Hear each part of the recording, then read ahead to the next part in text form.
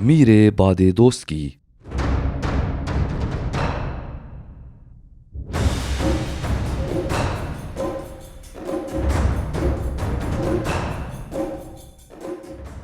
جێدەرێن دیرۆکی بپڕانی بمەدەدن زانینە گۆ کورد di serdema Ebasiyan de bihêz bûne xwedîşiyan û karînên bilind bûne heman jê de re nîşanê bi wê yekê dikin got dewleta Ebasî bi xwe jî xwedî hêzeke mezin bû û sînorên wê dirê jî deverên ji Asya û Efrîqyayê heta got bigihêjê bi dergehên Ewropayê jî dibûne.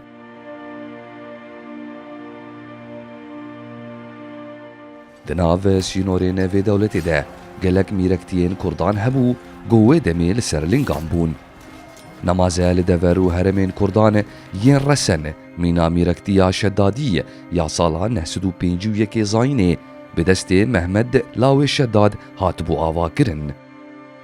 Mehmedê Şeddadî ji êla rewadiyan bû û wekî pêşeng damizrêner û serwerê pêşîn yên vê mêrnîşînê bû. Damizrênerê dewleta Eyûbî Sultanê bi nav û deng Salaheddînê Eyûbî jî ji heman êlê bû. Ev mîrneşîn demekê baş e xwe li ser pîyan digire heta got di dawiyê de ji hêla Selcuqiyan ve tê herifandin. Mîrneşîna Hesnewî jî yek ji mîrneşînên serdema Ebasiyan bû. Ev mîrneşîn di sala 959 li herema Çiyan hatibû damizrandin û di sala 1015 de serdestê bi wêhiyan dawî li hebûna wê hat. Her wiha mîrneşîn yan jî dewleta Merwanî got di 10 salên dawî ji 100 sala dehan ya Zayînê de ji hêla bad yan jî baz lawê dostikê Harbextî hatibû avakirin. Di serdema Xelîfeyê Nesreddewle Kurê Merwan li domahiya 100 sala 11 Zayînê bi dawî dibe.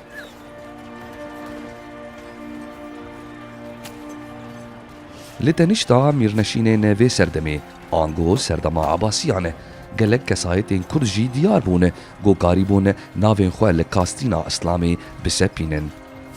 Ne tenê di Kastîna Îslamê de lêbelê di qada siyaset û leşgerî de jî xwedî bandor bûn û mîna serkêşên bi nav û deng dihatin nasîn. Evan kesayetên bihêz bi herikîna demê re mîrneşîn û dewletên xurt û qayîm ava kirin û dirûê timakarî û neyazên xerab yên hêzên derve de rawestiyan. Ji van kesayetên xuya yên wê serdemê em ê navekî bîr bînin. Bavê Abdullah Hesênê kurê dostikê Harbextî yan jî Çarbextî got damizrênerê pêşîn yên mîrnîşinê bû yan wekû bi navê dewleta Merwanî yan dostikî yan Harbextî dihat naskirin.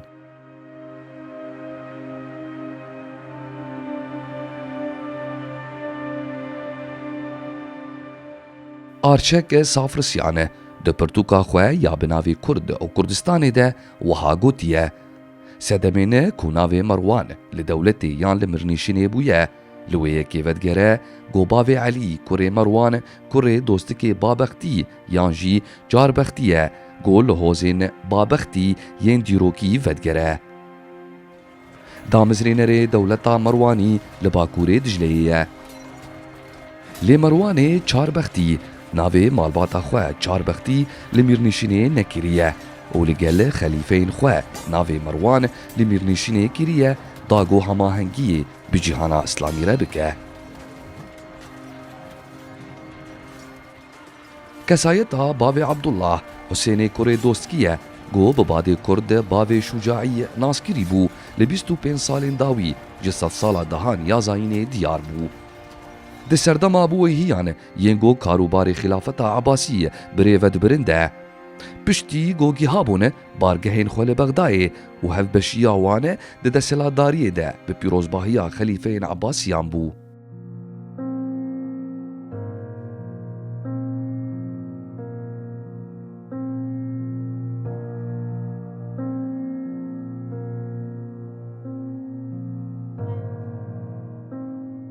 Agahiyên berfireh derheqê zaroktî û cihê ji dayikbûna wî zêde di dest medenînin lê li gorî Mehmed Emîn Zekî wekû di kurtiya dîroka Kurd û Kurdistanê de hatiye او ji êla Hemêdî ya Kurd e û serkêşa wê cih têde digirt. Tê gotin got bi ser û sîmaya xwe bede û gir dil hev hatî bû. Xwedî hêz û çelengmêr xas bû. Ibn el-Esîr ê Cezîrî di pirtûka xwe temamiya dîrokê de pesnê wî daye û dibêje gomêr û comerd bû. Deriyê wî ji hejar û perîşanan re vekirî bû û ew binan dikirin. Ibn Xeldûn di pirtûka xwe ya bi navê dîrok de dibêje goliwan deveran pir talan kar bû.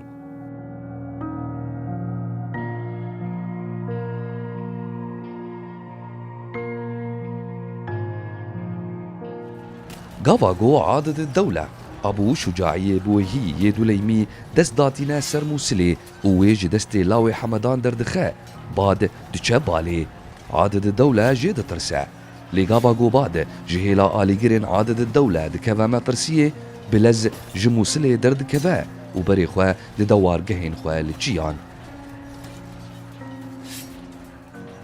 Hêjaya gotinê ye got Hemedanî li bin mala bavpîrê xwe Ebû Ebbasê Hemedan kurê Teglib vedgere ku di sala 905 Zayînê de desthilatdarî li Mûsilê dikir. Li ser dema Ebûl-Hîca Abdullah kurê Hemedan her wiha di sala 944 Zayînê de li ser dema Seyf-ed-Dewle el-Hemedanî li Helebê desthilatdar bûn.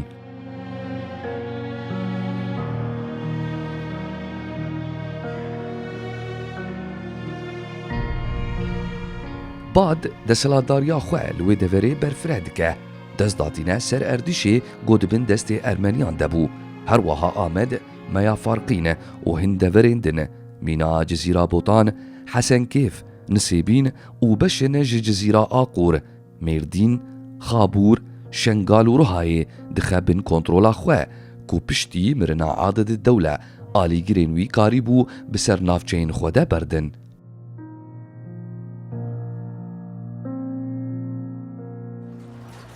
Desthilatdariya Bad xurt dibû û alîgirên wî jî pir dibûn û herêma Hîzan û Madîn ya got dikeve navbera Amed û Ermînyayê û li Bahesmê bi xwe rûdinişt.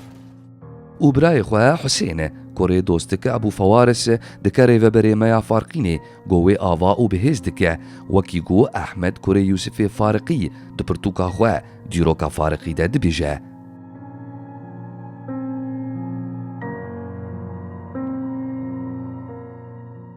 Samsam ed-Dewle yê got piştî mirina bavê xwe Aded-ed-Dewle bibû xelîfe bi metirsiya baz hez dikir.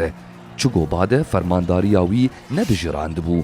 Lewma radibe artêşeke bi serkêşiya Ebû Seîd Behram kurê Erdeşêr dişîne ser Bad da got wî têxebin destê xwe. Lê artêş bi ser nakeve û revî revî bişûnde vedgere.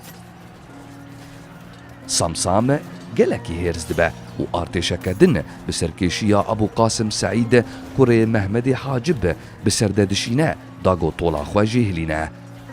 Her du artêş li bacilaya nêzîkî bajarokê Kuwaşî li ser Xabûrê Hesniya pêdgî heftên.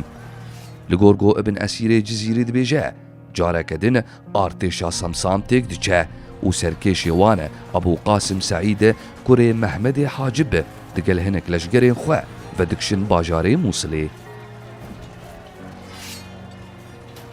Bad bi dûv dikeve û li pey dikeve Mûsilê û dixe bin destê xwe. Piştî reva Ebû Qasim li gorî got Ibn Xeldûn dibêje.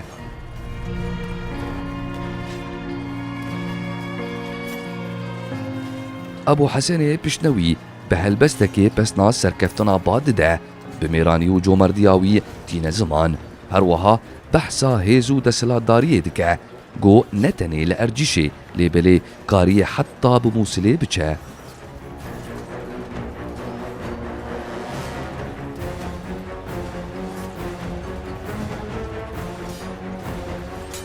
Piştî ku Mûsil kedibin destê Bad û hêz tûntir bû, Samsam ditirsiya ku Bad berê xwe bide Bexdayê û wê jî têxebin destê xwe.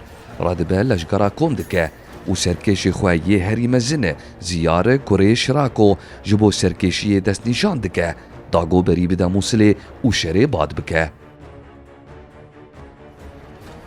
Şerekî dijwar di navbeyna herduyan de pê dikeve. Bad têk diçe û ji neçariyê berbiçiyan ve vedikşe. زیاره بەشەکە ji ئارتێشا xwe bi serkêşiya Ebî Qasim dişîne cizîra Bûtan û beşekê ber bi Nisêbînê ve dişîne û Semsamê dewletê li gor Ibn Esîr bi Se'd-ed-Dewle kurê Seyf-ed-Dewle yê Hemedanî re li hev dike got ew jî artêşa xwe ji Helebê bi ser bad de bişîne da got wî tune bikin. Ev yek jî beramberî got Amedê diyarî wî bike.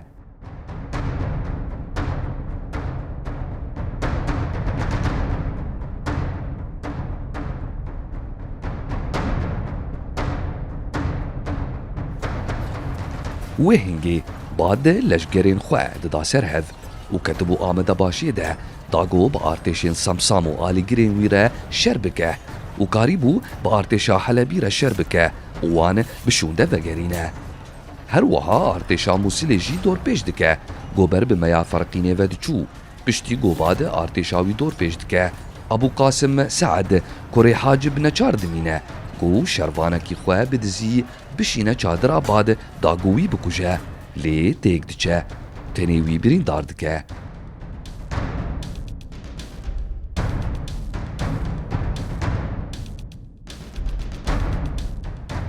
Bad ji ber birîna xwe demekê nexweş dikeve û rêkeftinekê aştiyê di navbera Bad û Ziyar û Eba Qasim de çêdibe. Li gorî wê rêkeftinê Amed û nîvê Tor Abidînê dê ji bad re bin. Tor Abidîn wekî di ferhenga welatan ya Yaqûtê Hemwî de hatiye. Bajarokek di hembêza Çiyayê rajorê Nisêbînê de ye û bi Çiyayê cudî ve têgirêdan.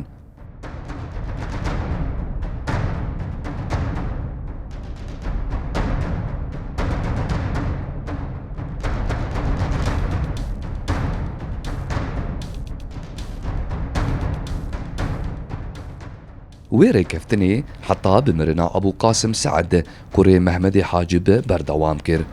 Di peyre bad ji nû ve hewl dide got ber bi Musîlê de derbas bibe û destdeyne serê. Wê demê Şeref-ed-Dewle Ebûlfewaris dest hilatdarî li Bexdayê dikir. Piştî mirina birayê xwe Semsam fermanê dide got leşgeran amade bikin û bi serkêşiya Xoşazê berî bidin Musîlê da got wê ji bad biparêzin.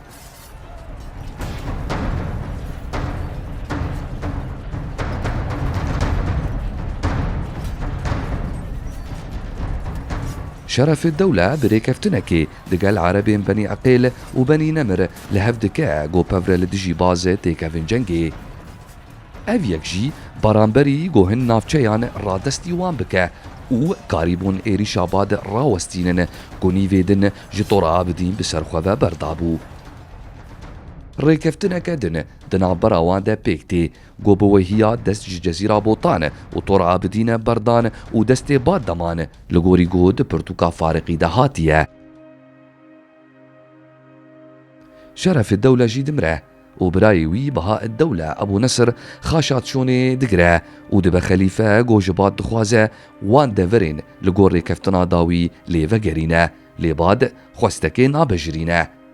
Beha-ed-Dewle neçar dimîne got alîkariyê jî xelîfeyê Ebasî et-Taî lillah bixwaze û kurê Taşî ji bo serkêşiya artêşa Bexdayê tê destnîşan kirin got li bad bide û li nêzîkî Tor Abidîn şer di navbeyna wan de derdikeve û di şer de Husênê Dostkî tê kuştin û termê wî dibin meya Farqînê.